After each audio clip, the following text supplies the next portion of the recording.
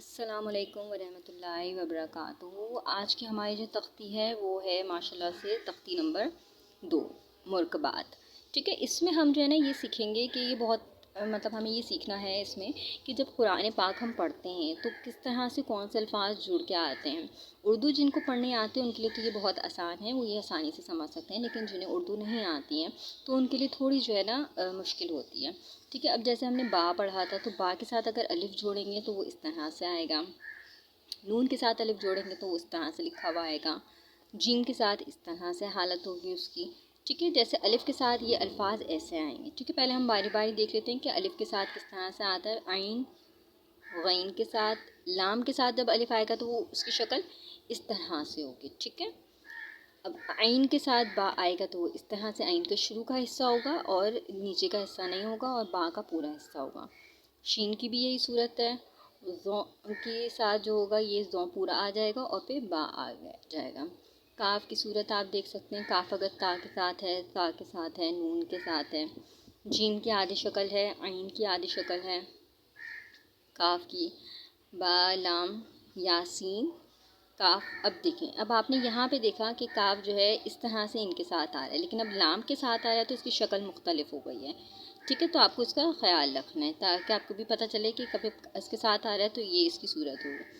ہاں جیم کی طرح ہی ہوتا ہے، آدھی شکل ہے۔ اب میم اس طرح بھی آتا ہے اور ایک میم پورا بھی آتا ہے، لیکن قرآن پاک میں جب آپ میم آئے گا تو وہ اس طرح سے اس حالت میں آئے گا۔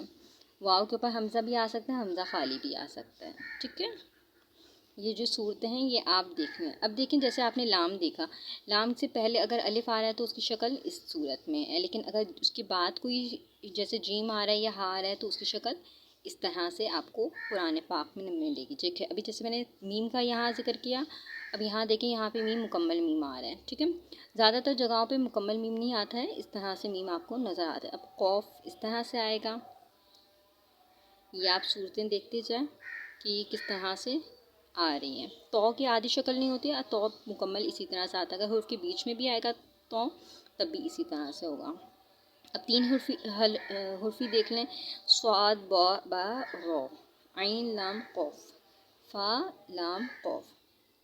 ٹھیک ہے، اب یہ دیکھ لیں آپ، یا اس سے اب لام جب اس سے مل رہا ہے تو اس صورت میں اس طرح سے آ رہا ہے، اس صورت میں اس طرح سے آ رہا ہے۔ ٹھیک ہے، آپ کو یہ ذہن نشین رکھنا، اب جب حمزہ آ رہا ہے تو وہ اس طرح سے آ رہا ہے،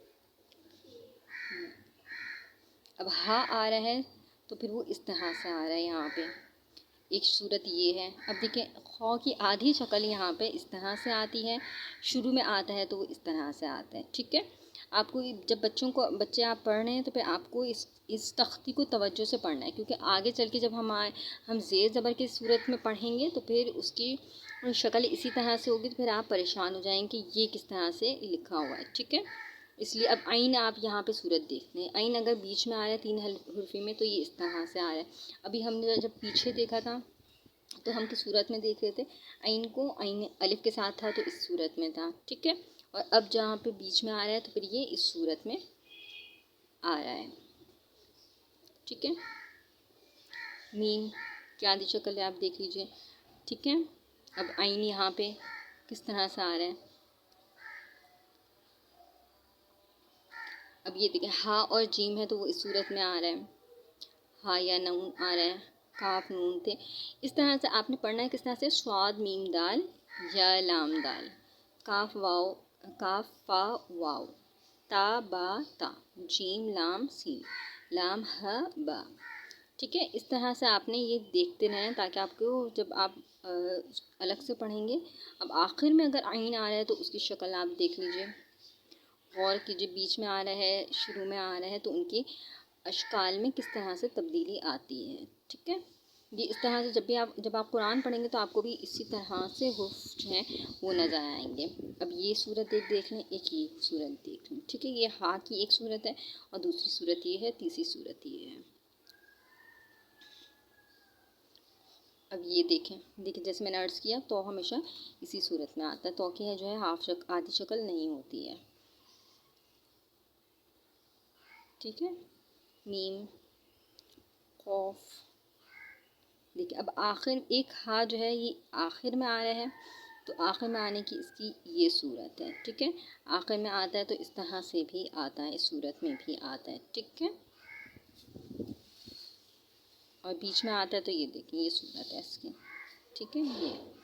یہ ہمارا ہم نے آج کا سبق میں پڑھا. سبق نمبر 2 میں آج ہم نے یہ سمجھا ہے کہ مراقبات یعنی کہ جو حروفوں کو جوڑا جاتا ہے تو کس طرح سے جوڑا جاتا ہے، ان کی اشکال کیا ہوتی ہیں، ٹھیک ہے. ان کو آپ نے اچھی طرح سے ذہن نشین کرنا ہے پر، ٹھیک ہے، کہ کون سا الفاظ جو ہے وہ کس سے ملے گا تو پھر یہ کس طرح سے بنے گا. انشاءاللہ آپ کو اس سبق سے جو ہے وہ کافی سمجھ میں آیا ہوگا. اگر کچھ سمجھ میں نہیں آیا تو آپ کامنٹ میں بھی بتائیے گا. اور مزید جو ہے وہ ہم انشاءاللہ نئی تختیاں ہر روز جو ہے وہ ہماری پوری کوشش ہوگی کہ نئی تختیاں ڈالیں تاکہ آپ جو ہے مسلسل پڑھتے رہیں. اور آپ نے اگر جب پہلے بھی پڑھا ہوا ہے تو پھر آپ جو ہے ساتھ میں اس کو دہرا لیں. السلام علیکم ورحمۃ اللہ وبرکاتہ.